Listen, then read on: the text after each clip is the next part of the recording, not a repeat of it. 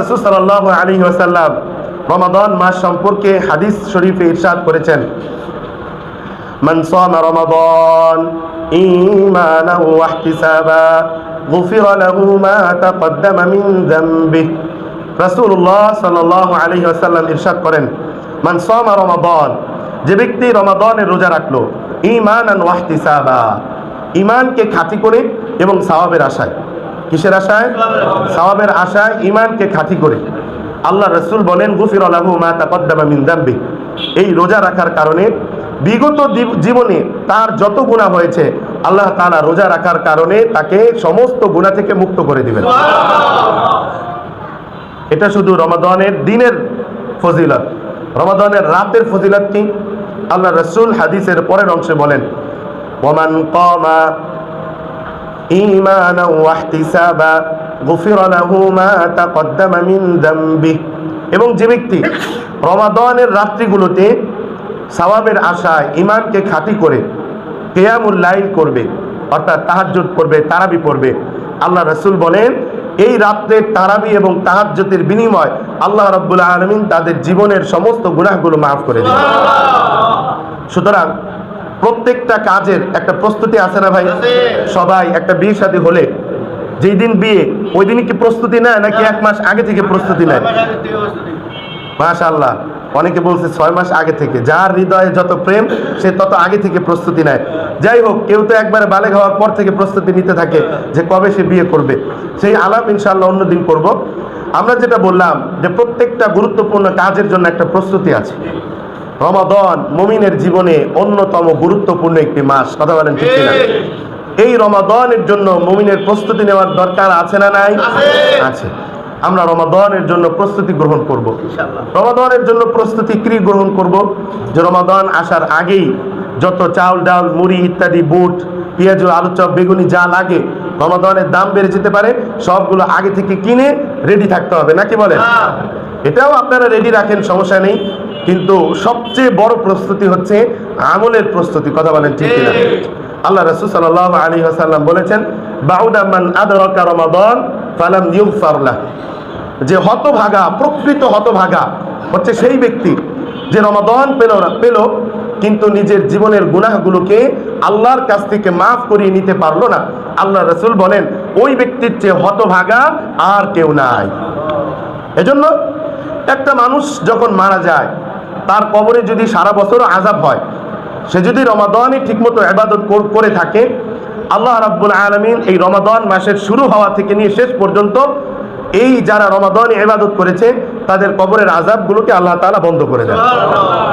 এবং এই রমাদানের রাত্রিগুলোতে অসংখ্য মানুষকে আল্লাহ তাআলা জাহান্নামের আযাব থেকে মুক্তি দিয়ে দেন, বলেন সুবহানাল্লাহ।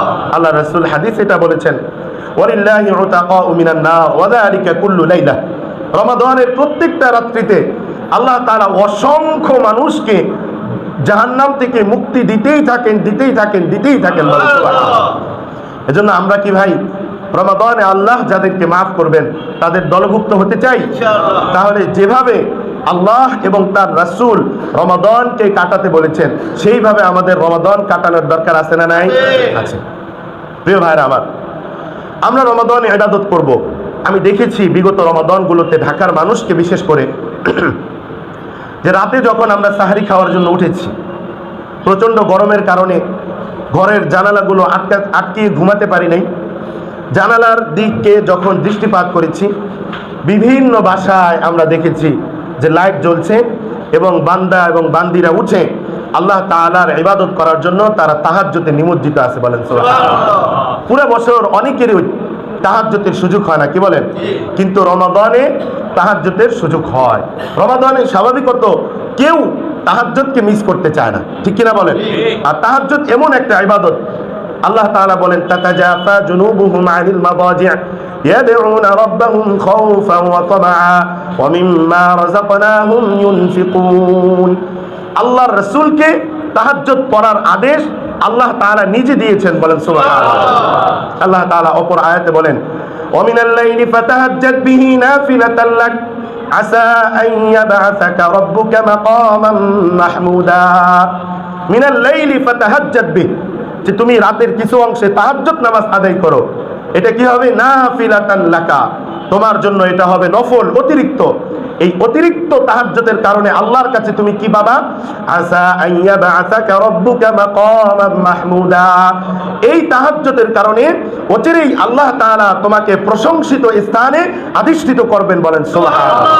সুতরাং প্রিয় ভাই, আমরা যদি আল্লাহ তাআলার প্রিয় প্রশংসিত স্থানে অধিষ্ঠিত হতে চাই, আমাদের জন্য তাহাজ্জুদ পড়ার দরকার আছে না নাই?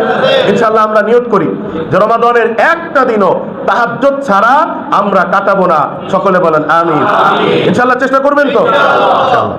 প্রিয় ভাইরা আমার, আমরা অনেক বেশি ইবাদত করার চেষ্টা করি রমাদানে। অনেক মানুষকে আমি দেখেছি যে একজন মানুষ গালি দিলে সে রমাদানে গালি দেয় না।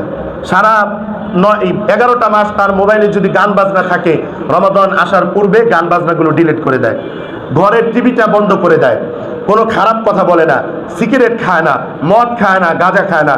এই সবগুলো কেন করে? যে রমাদানটা যেন আল্লাহ তাআলা যেভাবে বলেছেন সেভাবে আমি কাটাতে পারি। কিন্তু আমাদের অজানা ক্ষেত্রে, অজানা সূত্রে এমন কোনো কাজ যদি আমাদের থেকে হয়ে যায় যেই কারণে আমাদের রমাদানের সমস্ত ইবাদতগুলো বাতিল হয়ে যাবে, তাহলে আমাদের চেয়ে বড় হতভাগা কেউ আছে ভাই? এজন্য আমরা রমাদান আসার পূর্বেই আপনাদেরকে সেই বিষয়টি সম্পর্কে আপনাদের দৃষ্টিপাত করব, যেন আমরা সকলে সেই বিষয় থেকে নিজেকে হেফাজত করে যেইভাবে রমাদানের ইবাদত করলে আল্লাহ তাআলা কবুল করেন, আল্লাহ তাআলা যেন আমাদেরকে সেইভাবে ইবাদত করার তৌফিক দেন।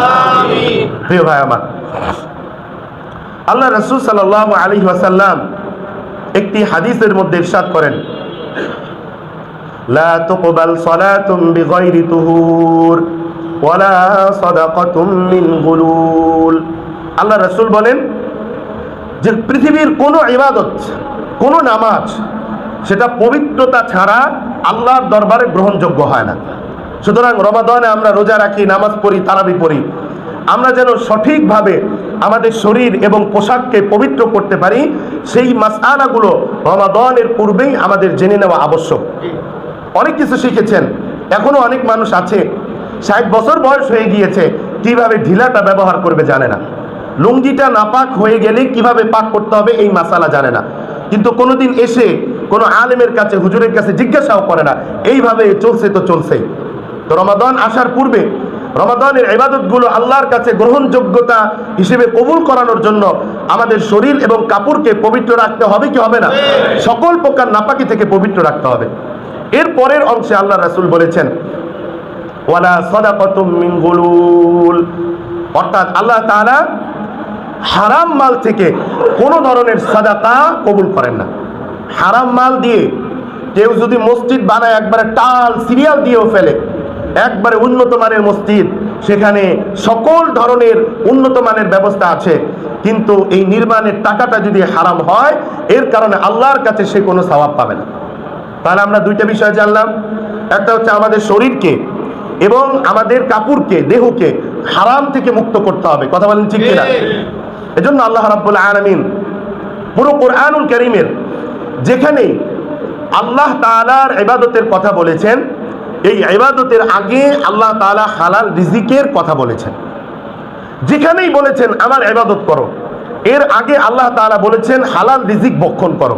কেন এই কথা বলেছেন? যে তুমি যত বড় নেক আমল করো না কেন, সেটা যদি তোমার হালাল রিজিক থেকে না হয়, তোমার সারা রাতের তাহাজ্জুদ, সারা দিনের রোজা, সারা দিনের নামাজ, কোনো কিছুই আল্লাহর কাছে গ্রহণযোগ্য হবে না। প্রিয় ভাইরা আমার, এই কথা আমার কোনো মুখের কথা না। আল্লাহ রাব্বুল আলামিন কোরআনুল কারীমে সূরা বাকারার 168 নম্বর আয়াতে প্রথমে পৃথিবীর সমস্ত মানুষকে সম্বোধন করে একটি কথা বলেছেন। আল্লাহ তাআলা বলেন, ইয়া আইয়ুহান নাস কুলু মিম্মা ফিল আরদি হালালান তাইয়্যিবা। প্রথমে আল্লাহ তাআলা বলেন, হে পৃথিবীর মানুষ সকল।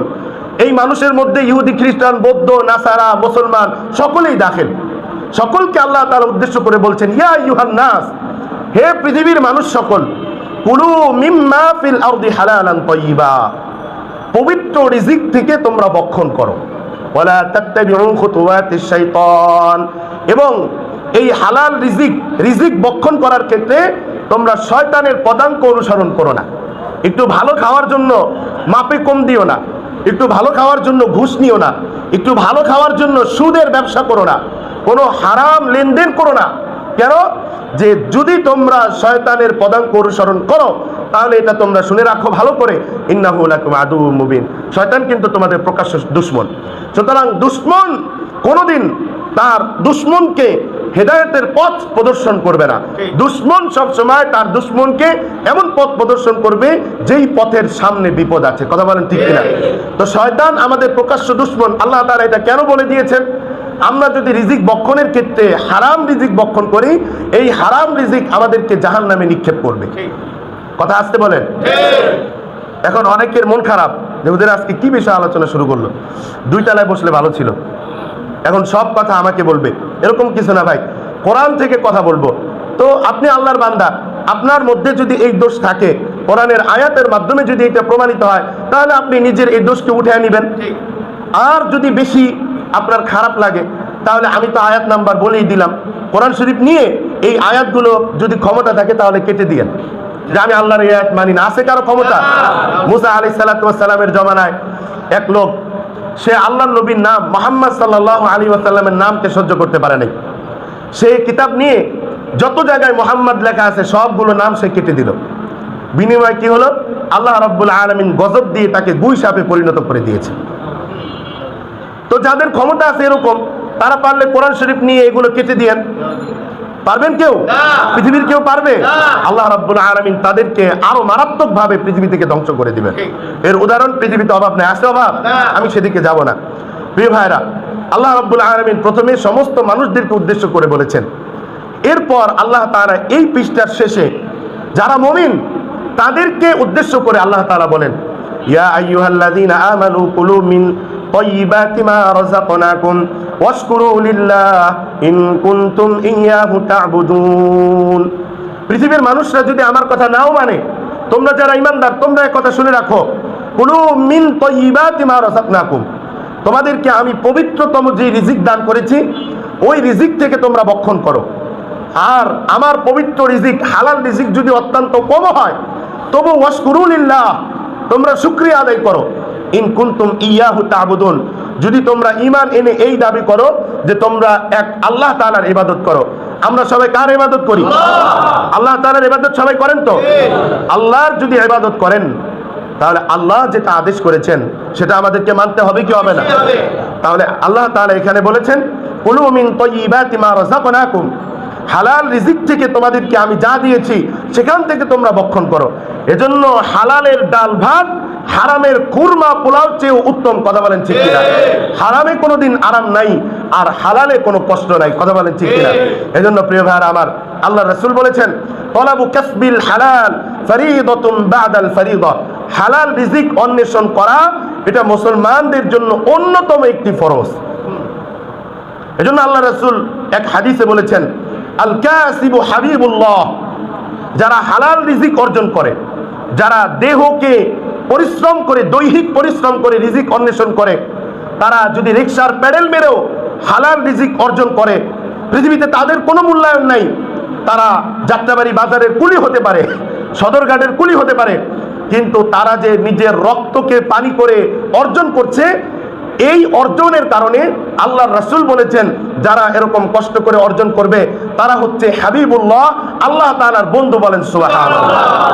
সুতরাং একজন রিকশা চালক, একজন কুলি, সে যদি হালাল রিজিক বক্ষণকারী হয় তাহলে ওই 5 তলা মালিকের চেয়ে সে উত্তম, যার বাড়ির প্রত্যেকটি ইট হারাম টাকায় কেনা, যার পোশাকগুলো হারাম টাকায় কেনা, তার চেয়ে এই ব্যক্তি আল্লাহর কাছে উত্তম, কারণ সে হচ্ছে হাবিবুল্লাহ।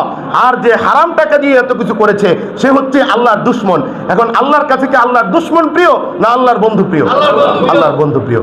এজন্য প্রিয় ভাইরা আমার, রাসূলুল্লাহ সাল্লাল্লাহু আলাইহি ওয়াসাল্লাম বলেছেন, লা ইয়াদখুলুল জান্নাতা লাহমুন নাবাতা মিনাস সুহ ওয়া কুল্লু লাহমিন নাবাতা মিনাস সুহতি কানাতিন নারু আওলা বিহি। আল্লাহ রাসূল বলেন, লা ইয়াদখুলুল জান্নাতা লাহমুন নাবাতা মিনাস সুহ, যেই গোশতটা হারাম রিজিকের মাধ্যমে গঠিত হয়েছে, আল্লাহর রাসূল বলেন কানাতিন নারু আওলা বিহি, ওই শরীরটা, ওই গোশতটা জাহান্নামের আগুনে পুড়বে, এটাই হচ্ছে আল্লাহ তাআলার সিদ্ধান্ত। কার সিদ্ধান্ত ভাই? নাকি আমার সিদ্ধান্ত? নাকি কোন এমপি মন্ত্রীর সিদ্ধান্ত? নাকি পৃথিবীর হুজুররা মিলে একটা আরবি ইবারত বানাইছেন? এটা কে বলেছেন? আল্লাহর রাসূল বলেছেন, আল্লাহ তাআলার পক্ষ থেকে বলেছেন। কথা বলেন ঠিক কিনা? এরপরে আরেকটা হাদিস শুনেন।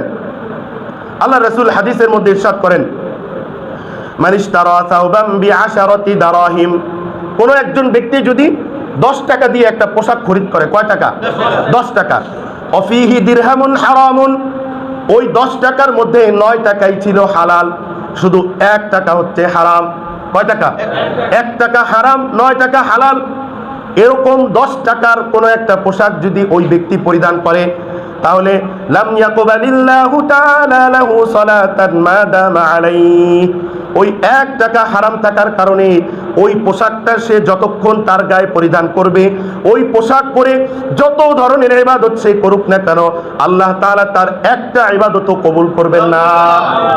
তাহলে হারামের রিজিক ভক্ষণ করার আমাদের কোনো দরকার আছে? বরং আল্লাহর রাসূল বলেছেন যে আর রিজকু মাকসুমুন, রিজিক এটা বন্টন হয়ে গিয়েছে। এজন্য একজন সালাফ বলেছেন যে আমি কখনো আল্লাহর কাছে রিজিক চাই না, বরং আমি কি চাই? আমি যে রিজিক আল্লাহ তাআলা আমাকে দিয়েছেন সেই রিজিকের মধ্যে আমি বরকত চাই। কারণ রিজিক কেন চাই না?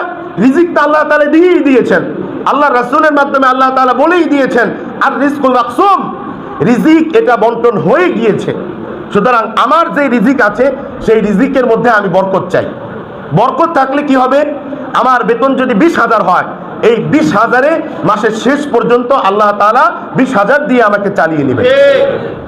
আর যদি বরকত না থাকে, তাহলে আমার ইনকাম 2 লাখ হোক, 1 লাখ মাসের শুরুতেই পোলায় এমন এক অকারেন্স করছে, তাকে জেল থেকে ছাড়াই আনার জন্য ঘুষি দেওয়া লাগছে 1.5 লাখ, আছে আর 50,000। এর মধ্যে বাসা ভাড়া 25,000, ছেলে মেয়ের যে টিউশন আছে সেখানে দেওয়া লাগবে 10,000, বউয়ের যেই সাজনি কুজনি আছে সেগুলো কিনতে দেওয়া লাগবে আরো 20,000, বউ মার্কেটে মার্কেটে ঘুরবে সেখানে দেওয়া লাগবে আরো 25,000। দেখা গেছে 2 লাখ টাকা ইনকাম, তারপর মাসের শেষে আরো 2 লাখ টাকা তার ঋণ। এটা হচ্ছে বরকত না থাকার কারণ। আর বরকত হলে, বরকত এরকম না যে আপনি রুমে ঢুকবেন, দেখবেন রুম ভরা শুধু টাকা, টাকার বিছনায় আপনি ঘুমাবেন আর বলবেন যে শুধু খরচ কর, এটার নাম কোনো বরকত না। বরং বরকত হচ্ছে একজনের খাবার, আল্লাহ তাআলা সেখানে বরকত দিবেন। 3 জন খাওয়ার পরে বলবে যে একজন খেলে যতটুকু পেট ভরতো এর চেয়ে বেশি পেট ভরেছে, এটার নাম হচ্ছে বরকত। এই বরকত পাওয়া যাবে যদি আমরা হালাল রিজিক অর্জন করি, হালাল রিজিক ভক্ষণ করি। আর যদি হালাল রিজিক ভক্ষণ না করি, তাহলে ইবাদত করে একবারে মক্কা মদিনার টাইলস যদি ফাটায় ফেলি, তবু আল্লাহ তাআলা আমাদের ইবাদত কবুল করবেন না। এক লোক আসছেন হজে, দেখতেছেন তার চুলগুলো উস্কো খুস্কো হয়ে গিয়েছে, জামাটা ময়লা হয়ে গিয়েছে, কাবা ঘরের গিলাফ ধরে সে চিৎকার করে শুধু কান্না করছে, আল্লাহ তাআলা আমাকে মাফ করে দেন, মাফ করে দেন, মাফ করে দেন। আল্লাহ রাসূল দেখছেন, আল্লাহ রাসূল দেখে বলছেন যে এই ব্যক্তির মাতআমুহু হারামুন ওয়া মালবাসুহু হারামুন, তার পোশাকটা হারাম, তার এই যে মক্কা পর্যন্ত এসেছে রাহ খরচ যেটা ছিল সেটা হারাম, তার কাপড়গুলো হারাম টাকায় কেনা, তার রিজিকগুলো হারাম টাকার। আল্লাহ রাব্বুল আলামিন ফাআন্না ইউস্তাজাব, আল্লাহ তাআলা কিভাবে তার দোয়া কবুল করবেন? কোনোদিন দোয়া কবুল হবে না। এজন্য অনেকে বলে যে হুজুর রে 500 টাকা হাদিয়া দিলাম তারপরে দোয়া কবুল হলো না। ভাই, যেই 500 টাকা দিছেন ওটা তো হারাম টাকা দিছেন, এখন হুজুরে বাইকটা খাওয়াইলেও দোয়া কবুল হবে না। আল্লাহ তাআলার, আল্লাহ রাসূলের স্পষ্ট কথা যে আল্লাহর রাসূল বলেছেন হারামের কোনো ইবাদত আল্লাহ তাআলা কবুল করেন না। এখন আপনি হারাম টাকা দিয়ে সমাজের সবচেয়ে বড় সমাজসেবক হন না কেন, সমাজের সবচেয়ে বড় জনদরদি হন না কেন, সমাজের দুঃখী মানুষের দুঃখের দিনের সাথী হন না কেন, সেটা মানুষের কাছে আপনি হতে পারেন, কিন্তু আল্লাহ তাআলা তো জানে যে আপনার আগাগোড়া পুরোটা হারাম, আপনার আগাগোড়া পুরোটা সুদ। আপনি এবার প্রত্যেক বছর হজ করেন, কাম না দারত, কোনো কাজে আসবে না। আপনি পৃথিবীর মানুষ যত হজ করে, ইবলিস, আবু জাহেলের কথা বলছিলাম, আবু জাহেল জীবনে হজ কম করে নাই, তার মৃত্যু পর্যন্ত প্রত্যেক বছর হজ করেছে। এই হজ কি তার কোনো কাজে আসছে? কাজে আসে না। এজন্য কেউ হারাম টাকায় মক্কা মদিনায় প্রত্যেক বছর যায়, এটা দেখে মন খারাপের কিছু নাই। আমাদের আল্লাহর কাছে চাইতে হবে আল্লাহ যেন হালাল রিজিকের মাধ্যমে আমাদেরকে ইবাদত করার তৌফিক দেন। হালালের মাধ্যমে কোনোদিন যদি মক্কা মদিনায় নাও যাইতে পারি তাহলেও সমস্যা নেই, আল্লাহ তাআলা প্রশ্ন করবেন না। করবেন? প্রশ্ন করবেন না। কিন্তু হারাম দিয়ে যদি একবারে মক্কা মদিনা প্রত্যেক বছর যাই, আমাদের দরবেশ ছিল একজন যে ব্যাংক খাতকে পুরো ধ্বংস করে দিছে, সে বলছে যে রমাদানের শেষ 10 দিন একেবারে মক্কার ইমামের পাশে আমি ইতিকাফ করব। এই সমস্ত শয়তান যখন হজে যায়, তারা যখন শয়তানকে পাথর মারে, তখন শয়তান মনে মনে অনেক বেজার হয় যে বেটা স্বজাতি, তুই যেই জাতি আমিও তো ওই জাতি, স্বজাতির সাথে বেইমানি করতে আইসস, তুইও তো শয়তান আমিও শয়তান, তুই শয়তান হয়ে আমার কেমনে পাথর মারস। হারাম টাকায় হজ করলে কোনো কাজ হবে না, নামাজ পড়লে কোনো কাজ হবে না, ঘর বাড়ি নির্মাণ করলে কোনো কাজ হবে না, বরং সন্তানকেই কথা বলে দিবেন আল্লাহ তাআলা তোমাদের রিজিকের দায়িত্ব আমার উপরে দিয়েছেন ঠিক, কিন্তু কোনোদিন আমি হারাম রিজিক তোমাদের সামনে এনে দিতে পারবো না। যদি হালাল ভাবে ডাল ভাত আনতে পারি খাবা, না থাকলে রোজা রাখবা, শেষ। এটাই কথা। না যদি আনতে পারি রোজা রাখবা, এটাই কথা। কিন্তু হারাম রিজিক তোমাদের কাছে এনে সেই কারণে আমি জাহান্নামের আগুনে পড়তে পারবো না। এজন্য প্রিয় ভাইরা আমার, আল্লাহ রাসূল সাহাবা ইকরামকে একটা কথা জিজ্ঞেস করেছেন। عن أبي هريرة رضي الله تعالى عنه قال قال رسول الله صلى الله عليه وسلم আল্লাহ রাসূল বলেন আতাদরুনা মানিল মুফলিস। সাহাবা ইকরামের এরকম একটা ভরা মজলিসে আল্লাহ রাসূল জিজ্ঞেস করছেন সাহাবা ইকরামকে, ওহে আমার প্রিয়তম সাহাবারা, তোমরা কি জানো এই পৃথিবীর মধ্যে দেউলিয়াকে, দেউলিয়া বুঝেন, যার একেবারে ব্যবসায়িক সমস্ত চালান সবকিছু বাদ হয়ে যায়, সে নিজেকে দেউলিয়া ঘোষণা করে। যেরকম শ্রীলঙ্কায় দেউলিয়া ঘোষণা করেছিল, আমাদের ব্যাংকগুলো এরকম তাহাজ্জুদ গুজারওয়ালা একটা দল এরকম দেউলিয়া করে চলে গেছে, জানেন আপনারা? তো আল্লাহ রাসূল বলছেন আতাদরুনা মানিল মুফলিস, এই সাহাবীরা তোমরা কি জানো এই পৃথিবীতে দেউলিয়াকে, নিঃস্বকে, অভাবীকে, দরিদ্রকে? তা আপনারা বলেন তো যে এই পৃথিবীতে দরিদ্র কে? আপনাদের এলাকায় দরিদ্র কারা? যাদের টাকা নাই, যাদের পয়সা নাই, তারাই তো দরিদ্র। এইটাই তো উত্তর দিবেন। আর আপনারা যারা আছেন বাড়িওয়ালা, তারা কি দরিদ্র? আরে ভাই, বাড়ির মাস শেষ হইলেই কখন, বাড়িওয়ালারা শুধু চিন্তায় থাকে কখন মাস শেষ হবে, আর ভাড়াটিয়ারা চিন্তা থাকবে আল্লাহ মাস যেন শেষ না হয়। তো এই যে যারা আল্লাহ রাব্বুল আলামিন যাদেরকে বাড়ি দিয়েছেন, সম্পদ দিয়েছেন, তারা কি নিজেদেরকে কখনো দরিদ্র ভাবেন? ভাবে না। আল্লাহ রাসূলের সাহাবা ইকরামও বললেন যে আল মুফলিসু ফিনা মান লা দিরহাম লাহু ওয়ালা মাতা', যে আমাদের মধ্যে দরিদ্র হচ্ছেন সে সমস্ত ব্যক্তি যাদের টাকা পয়সা নাই, ধন দৌলত নাই, জীবন উপকরণের জন্য যা কিছু প্রয়োজন সেই সব কিছু যাদের নাই, তারাই হচ্ছে দরিদ্র। আল্লাহ রাসূল সাল্লাল্লাহু আলাইহি ওয়াসাল্লাম তখন একটা কথা বললেন, ফাকাল ইন্নাল মুফলিসা মিন উম্মতি ইয়াতি ইয়াউমাল কিয়ামাতি বিসালাতিন ওয়া সিয়ামিন ওয়া যাকাতিন, যে আমার উম্মতের মধ্যে প্রকৃত দেউলিয়া আর প্রকৃত নিঃস্ব হচ্ছে ওই সমস্ত ব্যক্তি যারা কিয়ামতের দিন অনেক নামাজ তাদের আমলনামায় থাকবে, অনেক যাকাত তাদের আমলনামায় থাকবে, 70 বছরের প্রত্যেক বছরের 30টা করে রোজাও তাদের আমলনামায় থাকবে, কিন্তু তারপরেও তারা কিয়ামতের ময়দানে এরকম ভাবে উপস্থিত হবে, ওয়ায়াতি ইয়াউমাল কিয়ামাতি কদ শাতামা হাযা ওয়া কদ কাযাফা হাযা ওয়া কদ আকালা মালা হাযা, যে কিয়ামতের দিন অনেক আমল নিয়ে উঠেছে, তারপরও দেখা যাবে সে তার জীবদ্দশায় কাউকে অপবাদ দিয়েছিল, কাউকে গালি দিয়েছিল, কারো মাল অন্যায়ভাবে বক্ষণ করেছিল, কাউকে আঘাত করেছিল, কাউকে অন্যায়ভাবে হত্যা করেছিল। এই সমস্ত মানুষগুলো কিয়ামতের ময়দানে যখন উঠবে, তখন যে সমস্ত মানুষদের উপরে তারা জুলুম করেছে, ওই যেই ব্যক্তি জুলুম করেছে, যেই ব্যক্তি অন্যের সম্পদ লুণ্ঠন করেছে, যে ব্যক্তি মানুষকে অপবাদ দিয়েছে, যে ব্যক্তি মানুষকে গালি দিয়েছে, ওই ব্যক্তির আমলনামায় যত সওয়াব আছে সব সওয়াবগুলো যাদের সাথে সে এই কাজগুলো করেছে তাদের আমলনামায় দিয়ে দিবে। এক পর্যায়ে দিতে দিতে দিতে দিতে নেক আমলগুলো শেষ হয়ে যাবে, তাদের ঋণ শেষ হওয়ার পূর্বেই তখন আল্লাহর রাসূল বলেন যে যাদের হক সে লুণ্ঠন করেছে, বক্ষণ করেছে অন্যায়ভাবে, তাদের আমলনামা থেকে গুনাহগুলো নিয়ে তার আমলনামার মধ্যে তার উপরে নিক্ষেপ করবে আল্লাহ তাআলা। এই নিক্ষেপ করার পর যখন তার পাপের বোঝা ভারী হয়ে যাবে, আল্লাহ রাব্বুল আলামিন তাকে ধরে জাহান্নামে নিক্ষেপ করবেন। এই ব্যক্তি হচ্ছে পৃথিবীর মধ্যে সবচেয়ে বড় দেউলিয়া, যার অনেক কিছু ছিল কিন্তু কিয়ামতের দিন কোনো কিছুই পাবে না। কাল কিয়ামতের ময়দানে যারা মুমিন হবে, ঈমানদার, তাদের বিচার হবে দুইবার। কয়বার? দুইবার বিচার হবে। একটা হচ্ছে পৃথিবীর সমস্ত মানুষদের সাথে বসে বিচার, আর একটা যখন মুমিনরা তাদের নাজাত পেয়ে যাবে, তারা যখন সেখান থেকে উত্তীর্ণ হয়ে যাবে, আল্লাহ রাব্বুল আলামিন তখন তাদেরকে বলবেন পুলসিরাত পার হও। তারা পুলসিরাত পার হয়ে যাবে, জান্নাতের একেবারে নিকটবর্তী, তারা মৃত্যু পরেই তারা জান্নাতে প্রবেশ করবে। এরকম সময় এই মুমিনদেরকে আরেকটা বিচারের জন্য আল্লাহ তাআলা দাঁড় করাবেন। সেই বিচারে যদি তারা পাশ করে তবেই তারা জান্নাতে যেতে পারবে, নচেত তারাও আবার জাহান্নামে নিক্ষেপ করা হবে তাদেরকে। এ সমস্ত ব্যক্তি কারা?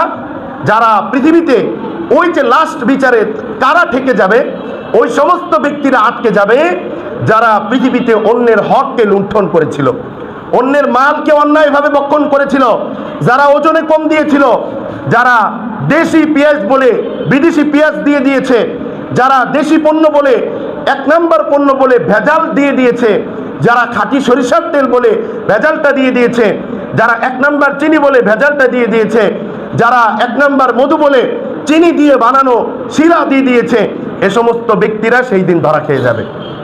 এর সাথে সাথে ধরা খাবে যে সমস্ত গার্ডিয়ানরা, যে সমস্ত চাচারা তাদের ভাতিজার সম্পত্তিকে অন্যায়ভাবে মেরে দিয়েছে, যে সমস্ত ভাইয়েরা তাদের বোনদের সম্পদকে অন্যায়ভাবে মেরে দিয়েছে, আল্লাহর কসম করে বলি সেই দিন আল্লাহ রাব্বুল আলামিন পুঙ্খানুপুঙ্খ হিসাব নেবেন তাদের কাছ থেকে। যদি পৃথিবীতে কেউ আধা বিঘত জমিন অন্যায়ভাবে কারো কাছ থেকে বক্ষণ করে, 7 তবকা জমিন আল্লাহ রাব্বুল আলামিন মালা বানিয়ে তাদের গলার মধ্যে আল্লাহ তাআলা লটকিয়ে দিবেন এবং এটা লটকিয়ে তাদেরকে জাহান্নামে নিক্ষেপ করবেন। এজন্য প্রিয় ভাইরা আমার, রিজিক আমি আগেই বলেছি, আল্লাহ তাআলা কোরআনে ইরশাদ করেছেন, মা মিন দাব্বাতিন ফিল আরদি ইল্লা আলাল্লাহি রিজকুহা। পৃথিবীতে যত বিচরণশীল প্রাণী আছে সবার রিজিকের দায়িত্ব কার?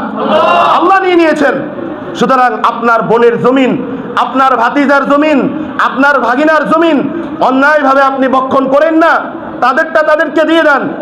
এই রমাদানের আগে যদি আপনি নিজেকে পরিশুদ্ধ করতে পারেন, আল্লাহর উপর তাওয়াক্কুল করতে পারেন, আল্লাহর রাসূল বলেছেন, লাউ আন্নাকুম তাতাওয়াক্কালুনা আলাল্লাহ হাক্কা তাওয়াক্কুলিহি, তোমরা যদি আল্লাহর উপরে প্রকৃতভাবে তাওয়াক্কুল করতে পারো, কিভাবে? প্রকৃতভাবে তাওয়াক্কুল করতে পারো, তাহলে আল্লাহ রাসূল ঘোষণা করে দিয়েছেন, লা রাযাকাকুমুল্লাহ, আল্লাহ রাব্বুল আলামিন তোমাদেরকে রিজিক দিবেন। কেমন রিজিক? কামা ইয়ারযুকুত তায়রা, যেরকম ভাবে আল্লাহ রাব্বুল আলামিন ক্ষুধার্ত পাখিগুলোকে রিজিক দেন। কেমন?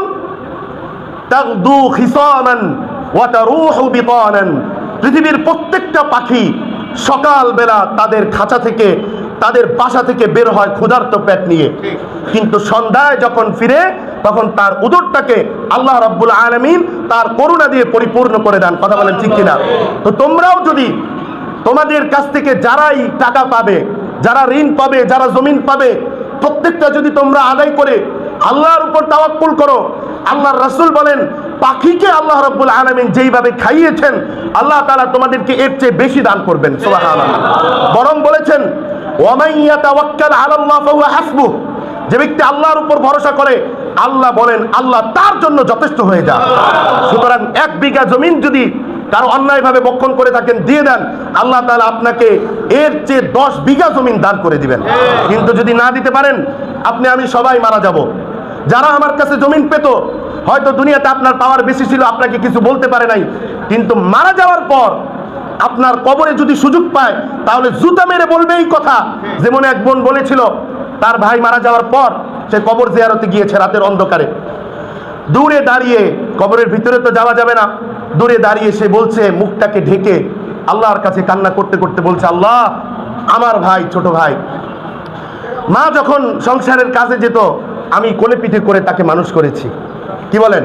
যাদের বড় বোন আছে, আমি আমার বড় বোনের কোলে মানুষ হয়েছি, যাদের বড় বোন আছে কেউ এটাকে অস্বীকার করতে পারবে না। মায়ের পরে একজন ভাইয়ের জন্য সবচেয়ে নিরাপদ স্থান এবং মায়ের স্থান হচ্ছে তার বোনের কোল। এই বোন যখন ভাইটা যখন মারা গেল, বোনটা কবরের পাশে দাঁড়িয়ে বলল, আল্লাহ এই ভাইটা যে মারা গেল আজকে, তাকে আমি কোলে পিঠে করে মানুষ করেছি, কত কান্না করেছে। অনেক সময় দুষ্টুমি করার কারণে মা তাকে আঘাত করতে চেয়েছে, আমি গিয়ে আমার পিঠটা সামনে পেতে দিয়েছি যে মা তুমি আমাকে মারো কিন্তু আমার ভাইকে আঘাত করো না। আমার এই কষ্টের ভাই যখন বড় হলো, সে তখন বাবার সামান্য একটু জমিন যেটা আমি পেতাম সেটা দিতে গিয়ে বলছে যে জমিন নিতে আসছো, আর কোনোদিন কি ভাইয়ের কাছে আসবে না, আর কোনোদিন কি ভাইয়ের ঘরে খাবা না। ও আল্লাহ, পুরো এলাকার মানুষ তার ঘরে খাবার খাইছে, কিন্তু কেউ তার কাছ থেকে জমিন নেয় নাই, কিন্তু আমি বোন আমার ভাইয়ের ঘরে একটু খাবার খাবো, এই জন্য তাকে আমার জমিনটা দিয়ে দিতে হয়েছে। আমার বাবার জমিন সে বক্ষণ করতে দেয় নাই। আল্লাহ, আপনি আজকে সাক্ষ্য থাকেন, আজকে তো আপনার কাছে সে সুপর্দ হয়ে গিয়েছে। সুতরাং 30টা বছর যেমনি ভাবে আমার বাবার সম্পদ থেকে সে আমাকে বঞ্চিত করেছে, আল্লাহ আমি আমার এই ভাঙা হৃদয় নিয়ে তোমার কাছে দোয়া করছি যে আমার ভাইকে তুমিও তেমনি ভাবে 30 বছর তোমার রহমত থেকে তাকে দূরে রেখো, তোমার রহমত থেকে তাকে বঞ্চিত করো, তোমার জান্নাত তাকে বক্ষণ করতে দিও না। প্রিয় ভাই, আপনি তো মারা যাবেন, আমরা সবাই মারা যাব, যেন আমাদের এরকম না হয়। রমাদান আসছে, সমাজের এক অবহেলিত শ্রেণীর নাম হচ্ছে ফুপু। ফুপুর যদি টাকা বেশি থাকে তাহলে ভাতিজারা খুব বেশি বেড়াতে যায়, ফুপু বেচারে যদি গরিব থাকে তাহলে বেড়াতে যায় না। অথচ ফুপুরা ভাতিজার জন্য কত মায়া করে। ছোটবেলা আমার একবার অসুখ হয়েছে, এই অসুখের খবর আমার একজন ফুপু শুনেছে, তখন নৌকার ব্যবস্থা নাই, এই যে গলা পানি দাবড়িয়ে সে আমাকে দেখার জন্য, তার ভাতটা চুলায় ছিল, এই চুলায় ভাত রেখে সে আমাদের বাড়িতে চলে এসেছে। এরকম প্রত্যেকেরই অনেক ঘটনা আছে। এজন্য রমাদানে অনেক ইফতার করবেন, অনেক ইফতার কিনবেন। আপনার যে ফুপুটা গরিব আছে তার বাড়িতে একটু ইফতার পৌঁছে দেন, আল্লাহর আরো শুদ্ধ খুশি হয়ে যাবে। আপনার যেই খালাটা গরিব আছে তার ঘরে একটু ইফতার পৌঁছে দেন। আপনার যেই ভাইয়ের সাথে বছরকে বছর কথা বলেন না, অথচ ছোটবেলায় একসাথে চলাফেরা করতেন, একসাথে স্কুলে যাইতেন, এখন সামান্য সম্পদের কারণে ভাই ভাইয়ের শত্রু হয়ে গেছেন। ভাই, এই শত্রুটা কোনো কাজে আসবে না। আপনি মারা যাওয়ার পর কে আপনার লাশটা কাঁধে নিবে? ভাই, অন্য কেউ নিবে? আপনার ভাই নিবে। সুতরাং জীবনটা ভর আপনি যদি আপনার ভাইয়ের সাথে কথা না বলেন, তাহলে ওই ভাই তো আপনার লাশটা গোসল করাবে, ওই ভাই তো আপনার লাশটা কাঁধে নিবে। কিভাবে সেই দিন ভাইয়ের মুখের দিকে তাকাবেন যদি সে মৃত্যুবরণ করে? আর কোনোদিন তো ভাই বলে ডাক দিতে পারবেন না। এজন্য রমাদান আসছে আমাদের হেদায়েতের জন্য। রমাদানে যত ভাইয়ের সাথে দুঃসম্পর্ক থাকুক, বোনের সাথে দুঃসম্পর্ক থাকুক, হালকা ইফতার হোক, সামান্য কিছু হোক, আপনার ছেলেটা দিয়ে তার বাড়িতে পাঠায় দেন। যদি কোনো ভাই আল্লাহকে খুশি করার জন্য এরকম কোনো ইফতার পাঠায়, আপনার সাথে হাজারো শত্রুতা থাকুক, ওই ভাইয়ের ইফতারকে ফেরত দিয়েন না, আল্লাহ তাআলার রহমত আপনার ঘরে ঢুকবে না। ঠিক কিনা বলেন? এজন্য প্রিয় ভাইরা আমার কথা বলার উদ্দেশ্য হচ্ছে, ভাই আপনাদেরকে আমি ভালো করে চিনিও না, কে এরকম করেছেন আমি জানিও না, কিন্তু আমার অন্তরে আপনাদের জন্য মায়া আছে। আপনাদের জন্য মায়া এই কারণে যে আপনারা দেখেছি যে একজন মরহুম ইমাম সাহেবের জন্য আপনারা কিভাবে কান্না করেন। যখন মুফতি কেফায়েতুল্লাহ সাহেবের নামটা দোয়ায় নেওয়া হয়, তখন আপনাদের আমিনের আওয়াজ আরো বেড়ে যায়। আমি আপনাদের এই অন্তরকে পরিশুদ্ধ করার জন্য হৃদয় থেকে কথাগুলো বলছি যে রমাদানে তো অনেক ইবাদত করবেন, হতে পারে এই রমাদানটাই আপনার জীবনের শেষ রমাদান। এরকম হয়েছে না ভাই? গত রমাদানে অনেক মানুষ ছিল না যারা এই রমাদানে তারাবি পড়তে পারবে না, এরকম আমাদেরও তো হতে পারে। কিন্তু আমি যদি অন্যের সম্পদকে লুণ্ঠন করে, বোনকে তার প্রাপ্য হক না দিয়ে, ভাইকে তার প্রাপ্য হক না দিয়ে, ভাইয়ের সাথে ঝগড়া করে, বোনের সাথে ঝগড়া করে মারা যাই, তাহলে আমার এই 70 বছরের রোজাগুলো আমাকে বাঁচাতে পারবে না। আল্লাহ রাসূল বলেছেন রমাদানের প্রত্যেক রাত্রে আল্লাহ তাআলা অসংখ্য মানুষকে মাফ করে দেন, কিন্তু আমার একটা মুসল্লি যদি এখানে মাফ না পায়, তাহলে আমি আল্লাহর কাছে কি জবাব দিব বলেন? আমি আল্লাহর কাছে কি জবাব দিব? এজন্য কারো পক্ষে বা কারো বিপক্ষে কথা বলা আমার উদ্দেশ্য না। উদ্দেশ্য হচ্ছে, ভাই বিশ্বাস করেন রিজিকের মালিক আল্লাহ, নিজেদেরকে পরিশুদ্ধ করেন, আল্লাহ তাআলাকে সিজদা দেন। রমাদান আসার পূর্বেই আল্লাহ তাআলার একনিষ্ঠ গোলাম হয়ে যান। আল্লাহর কসম করে বুকে হাত দিয়ে বলি, আল্লাহ তাআলাকে সিজদা দিয়ে কেউ কখনো ঠকে নাই, রাসূলের অনুসরণ করে কেউ কখনো ঠকে নাই, কোরআনের অনুসরণ করে কেউ কখনো ঠকে নাই। আমার এই ছোট্ট জীবনে এরকম হয়েছে, চাকরি চলে গিয়েছে হক কথা বলার কারণে, কিছুদিন এমন অসুবিধায় পড়েছি যে সন্তান নিয়ে, তখন শুধু আমার মেয়েটা আছে, আমার স্ত্রীকে নিয়ে আমি যে বাজার করে খাবো এই অবস্থা আমার ছিল না। আল্লাহকে সাক্ষী রেখে বলছি, কিন্তু হারাম অর্জন করি নাই, কারো কাছে হাত পাতি নাই, আল্লাহর কাছে দোয়া করছি, এবং পরিবারকে খরচ না চালাইতে পেরে আমি বাড়িতে পাঠিয়ে দিছি, শ্বশুর বাড়িতে পাঠিয়ে দিছি।